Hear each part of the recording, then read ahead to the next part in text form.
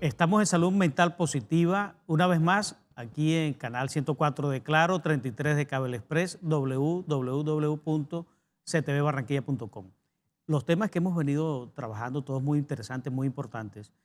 Hay uno muy especial que es el bullying, el famoso matoneo escolar. En una oportunidad anterior también lo mencionamos y vinieron estudiantes de 11 años, de sexto grado, que son los encargados en el Colegio Camilo Torres de hablar de prevención en la primaria. A sus compañeritos, compañeritos, ellos sufrieron un tiempo del famoso bullying o matoneo.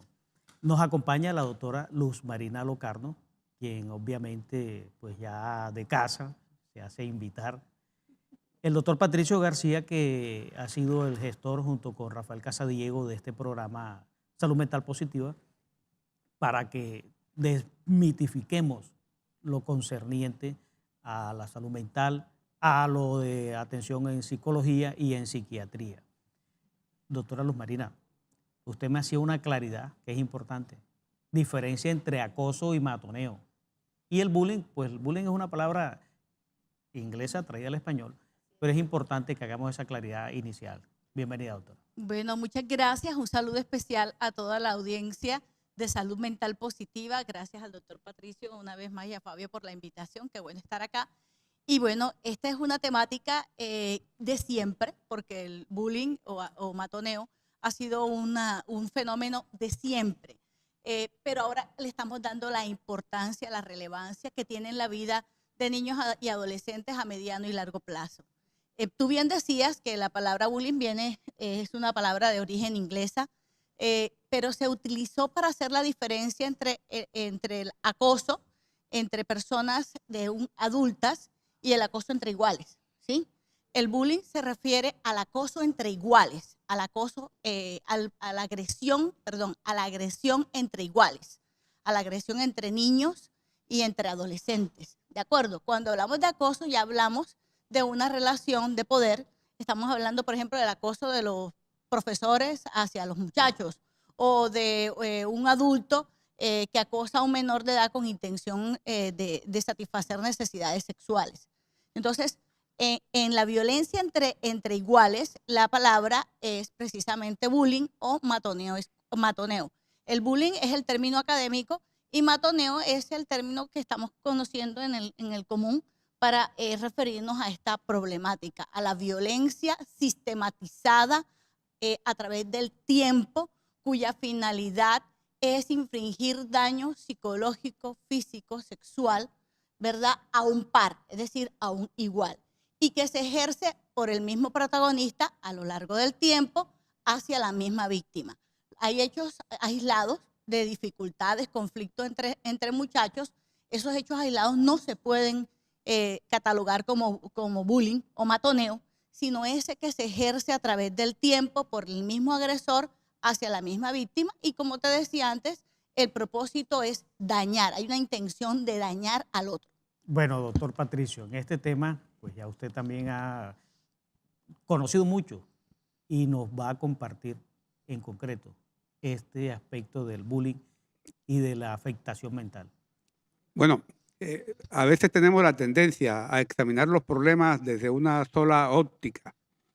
Vemos que existen víctimas del matoneo del bullying por parte de los pares o de los compañeros de clase, pero hay que examinar también qué es lo que hace al agresor que sea agresivo, cuáles son las condiciones psicosociales, familiares, dónde está realizando el aprendizaje de la violencia sistemática, cuál es el malestar que tiene aquel niño que agrede a otros.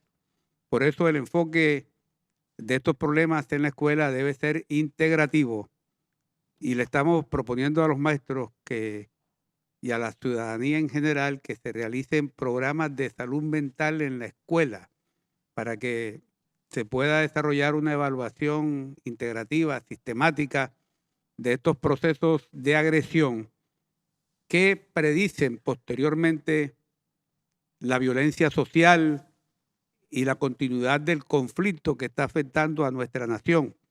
Nuestra nación, desafortunadamente, tiene actores demasiado conflictivos, agresividad verbal desmedida e injustificada, degradación de la condición humana de cualquier sujeto cuando no satisface los intereses políticos de otro, convirtiéndolo en objeto de insultos, de agresiones, de persecuciones y aún de asesinatos, como estamos viendo. La cadena de la violencia hay que interrumpirla con programas de salud mental que comiencen en la escuela. Doctor Patricio, fíjese, ya usted está llevando el matoneo Ujú. a un ámbito A mucho otro más nivel. allá, A alto, a otro alto nivel. turmequé, al nivel del Congreso, por decirle ya, ubicarlo. Pero No, bueno, también hablemos Sí. de otro aspecto. No, Usted, pero fíjate que es que esos Sí. niños, esos Esos niños, son los futuros Esos esos son- niños agresores. que son agresores en la escuela, posteriormente en la vida pública y política también son agresores, son agresivos, porque es que la agresividad es continua y sistemática y los problemas que aparecen en la infancia son el preludio de trastornos de personalidad o trastornos mentales más severos en la adultez. sí, y fíjese que muy importante, tengámoslo presente, el niño que ha sido maltratado va a ser un maltratador posteriormente. Hay otra inquietud que nos surge es con respecto a, ustedes están hablando de un agresor, pero en los colegios se ven son grupos de agresores Sí, claro. contra una sola víctima. ¿Cómo enfocar eso, doctora? Bueno, durante muchos años solo nos enfocamos en el tema de las víctimas, como bien decía el doctor Patricio. Ahora también nos ocupamos y sabemos que es muy importante que el que más necesita ayuda es el agresor, sobre todo porque si no intervenimos el papel al agresor, pues vamos a tener un problema social cuando este agresor se convierta en un adulto, ¿sí? Pero hoy en día sabemos a través de los estudios de un psicólogo noruego que es precursor del tema del programa más importante que se realizó en Noruega y que hemos copiado muchísimos en diferentes países, que es el doctor Dan Olbus. Él decía que una de las formas más eficaces para trabajar el tema de violencia escolar es precisamente trabajar con los espectadores, ¿sí? Es decir, los que están viendo el acto violento. Los espectadores pasivos, los que miran y no les importa, porque como no les está pasando a ellos, no les interesa, a ese espectador activo que participa y que impulsa a que el que ejerce la agresión se intensifique la agresión hacia la víctima que promueve la violencia, ¿sí? Y esos que definitivamente no salen en escena. Entonces, una de las variables que hay que tener en cuenta en cualquier programa de prevención de violencia escolar es que hay que trabajar con los espectadores, porque si no hay espectadores, no hay circo, no hay show, ¿sí? Entonces, es una de las cosas que de alguna forma respaldan y reafirman el comportamiento del agresor, el tener espectadores, el tener personas que promuevan, apoyen, respalden, ¿sí? Ese tipo de comportamientos. Entonces hay que trabajar con los espectadores para sensibilizarlos con respecto a que debe haber a nivel colectivo, no se debe permitir cualquier acto de violencia dentro del aula de clase. Fíjate, no estoy hablando ni siquiera de los profesores, estoy hablando de los mismos estudiantes, que si los estudiantes se manifiestan y dicen no a este tipo de expresiones de agresión dentro del grupo, pues obviamente va a ser más eficaz el tema de prevención de violencia escolar. Bueno, seguimos hablando del tema entre pares, entre los jóvenes. Ojalá y Dios permita que usted lo ha dicho, sin espectadores no hay espectáculo, Sí, que no se hay show. acabe el bullying. Pero también ya en una pausa vamos a seguir el enfoque hacia los docentes, cómo los docentes van a enfocar y a prevenir el bullying, o sea, el matoneo escolar. CTV, nos estamos viendo.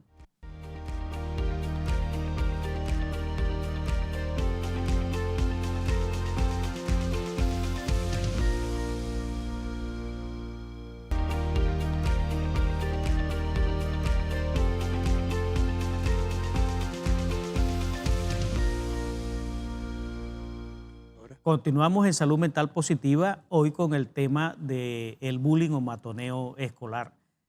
Bueno, Se habla de entre pares, entre los mismos estudiantes. Así es. Y por supuesto hay un lado que es la víctima, del otro lado el agresor. Vamos a entrar en materia, doctor. Muy bien, comencemos por hablar de la estructura mental de la víctima, ¿sí? Estos chicos que vienen de hogares de crianza sobreprotectora o crianza autoritaria, es decir, chicos que vienen maltratados, estoy hablando de las víctimas. Este chico que viene de casa, que viene también de un maltrato en casa a manos de sus cuidadores, y que no ha desarrollado las maneras para reaccionar frente a la violencia. Este chico que viene de una crianza sobreprotectora y tampoco sabe cómo reaccionar contra la violencia. De hecho, no deberíamos saber cómo reaccionar contra la violencia, porque lo normal debería ser que no existiera violencia en los hogares. Pero estos dos chicos, este chico que viene de una crianza sobreprotectora o de una crianza autoritaria, es más susceptible a que permita el maltrato en el colegio. A mediano plazo se desarrollan en este chico que es el chico víctima, se desarrollan trastornos como depresión, trastornos como la ansiedad. A mediano y largo plazo hablamos de trastornos de la personalidad. Este chico que fue maltratado durante infancia y adolescencia a manos de sus pares, alcoholismo, drogadicción, fracaso en el ámbito laboral, académico y familiar, en el ámbito de pareja. Entonces, hoy sabemos que la violencia escolar no es una mamadera de gallo, no es un juego de niños, es algo serio que los adultos, padres y docentes debemos asumir. Yo le voy a dejar al doctor Patricio la parte de la estructura mental del agresor. La estructura mental del agresor es esencialmente narcisista. Se cree el epicentro del mundo, el dueño y señor de las otras personas sobre las cuales se enseñorea, maltrata, porque sencillamente a aquellos los ve como demasiado diferentes. O de pronto cuando son más adultos los deshumanizan. Para agredir a una persona, la mente debe pasar por la deshumanización del otro. Es decir, es tan diferente a mí, es tan antagonista de mis ideas y de mis principios, los cuales se han convertido en casi que la identidad propia. A veces decimos, usted me contradice, lo cual constituye un error ya y predispone hacia la confrontación. Debemos decir, usted tiene otra valoración de lo que estoy expresando o usted tiene otra opinión. No. Para el agresor, el otro es un ser deshumanizado, despreciable, que debe estar sometido a su dominio y a su servicio. El castigo por ser diferente, el castigo por darle rienda suelta a una agresividad que posiblemente comenzó en la casa al ser el niño maltratado por sus padres, es depositar la agresión esta sistemática que acumuló contra otro niño. De tal manera que los problemas más serios entre los agresores con frecuencia evolucionan hacia lo que se conoce como trastorno disocial o trastorno antisocial de la personalidad cuando ya están más grandecitos. Son esos chicos que se ausentan del colegio sin motivo adecuado, que incumplen las normas sistemáticamente, que se burlan y se ríen de otros, que no respetan valores ni acatan autoridad. Son los chicos rebeldes Que roban. que posteriormente pueden robar, transgredir todas las normas de convivencia social y evolucionar hacia trastornos psicopáticos de personalidad, trastorno que debe darse por montones en nuestra comunidad porque está presente en la mayoría de las personas que se dedican al robo, al atraco, a la extorsión, etcétera, o cualquier otra forma de violencia contra otro ser humano. Y esos trastornos tienen mucho que ver con los aprendizajes desde la infancia. Generalmente son chicos, estos agresores son chicos que han sido criados como los reyesuelos de la casa, se han impuesto sobre los padres, estos no han tenido la capacidad de educarlos con amor, ¿no? Amor y control, como dice el disco La canción de Rubén de Blades. de Rubén Blades. Amor y control es lo que necesitan los niños, no una complacencia permanente, una sumisión de los adultos a su servicio, a complacer siempre los gustos y las peticiones que hacen, porque de esa manera en familia estamos creando un pequeño monstruo que posteriormente se crece y no solo daña a la familia, sino al resto de la sociedad. Eso Eh, íbamos a comentar, Es la doctor. crianza Sí, permisiva. el detalle de cómo se refleja en la sociedad. Sí. Colombia es un país violento, no podemos negarlo. Y ahora que la doctora le pasó la pregunta, ya ella pues es parte del staff nuestro, la doctora también como presentadora nuestra. Doctor Patricio, le pregunto, esta violencia atávica que viene de hace tanto tiempo en Colombia, ¿será que pronto la vamos a superar? Mm.